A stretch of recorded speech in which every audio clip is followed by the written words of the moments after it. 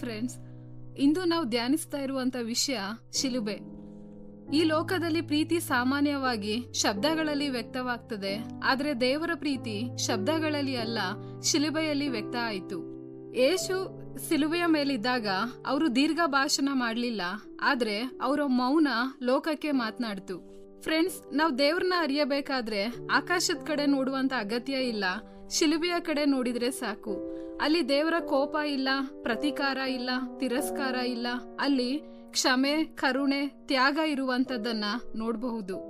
ಒಂದ್ ಹಳ್ಳಿಯಲ್ಲಿ ಒಬ್ಬ ಶಾಲಾ ಶಿಕ್ಷಕ ಇದ್ದ.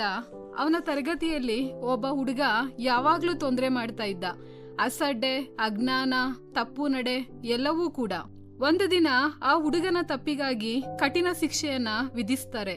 ಶಿಕ್ಷೆ ಅನುಭವಿಸಬೇಕಾದಂತ ಸಮಯದಲ್ಲಿ ಆ ಶಿಕ್ಷಕ ಮುಂದೆ ಬಂದು ಹೇಳ್ತಾರೆ, ಆ ಹುಡುಗನ ಬದಲಾಗಿ ನಾನ್ ಶಿಕ್ಷೆ ಅನುಭವಿಸ್ತೇನೆ.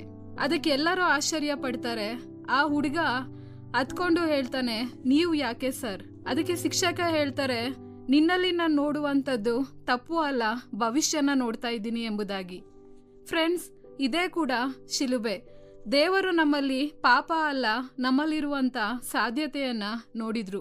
ಬೈಬಲ್ ಹೀಗೆ ಹೇಳುತ್ತದೆ. ರೋಮಾಪುರದವರಿಗೆ ಬರೆದ ಪತ್ರಿಕೆ 5ನೇ ಅಧ್ಯಾಯ 8ನೇ ವಚನ, ನಾವು ಪಾಪಿಗಳಾಗಿದ್ದಾಗಲೂ ಕ್ರಿಸ್ತನು ನಮಗೋಸ್ಕರ ಪ್ರಾಣ ಕೊಟ್ಟದರಲ್ಲಿ ದೇವರು ನಮ್ಮ ಮೇಲೆ ತನಗಿರುವ ಪ್ರೀತಿಯನ್ನ ಸಿದ್ಧಾಂತಪಡಿಸಿದ್ದಾನೆ.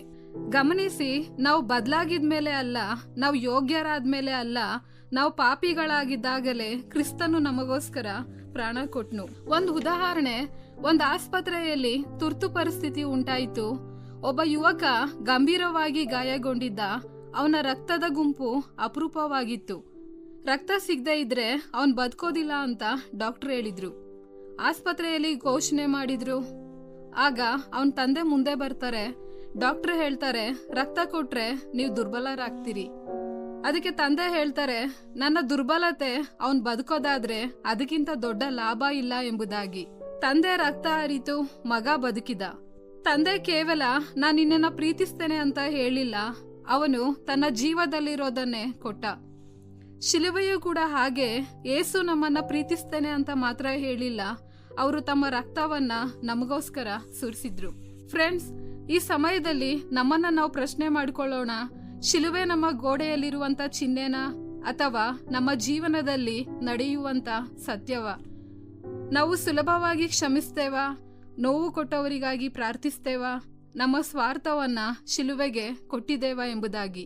ಕೊನೆಯದಾಗಿ ಶಿಲುಬೆ ಹೇಳುವಂಥದ್ದು ಏನಂದ್ರೆ, ದೇವ್ರ ಕೈ ಬಿಟ್ಟಿಲ್ಲ, ದೇವ್ರ ದೂರ ನಿಂತಿಲ್ಲ, ದೇವ್ರ ಶಿಲುಬೆಯವರೆಗೆ ಬಂದನೆಂಬುದಾಗಿ.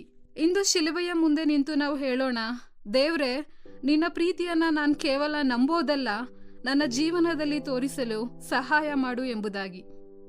ಈ ಕಾರ್ಯಕ್ರಮದ ಬಗ್ಗೆ ನಿಮ್ಮ ಅಭಿಪ್ರಾಯ, ಸಲಹೆಗಳು ಹಾಗೂ ಯಾವುದೇ ಪ್ರಾರ್ಥನಾ ಮನವಿಗಳಿದ್ದಲ್ಲಿ ನಮ್ಮ ದೂರವಾಣಿ ಸಂಖ್ಯೆಗೆ ನೀವು ಕರೆ ಮಾಡಬಹುದು.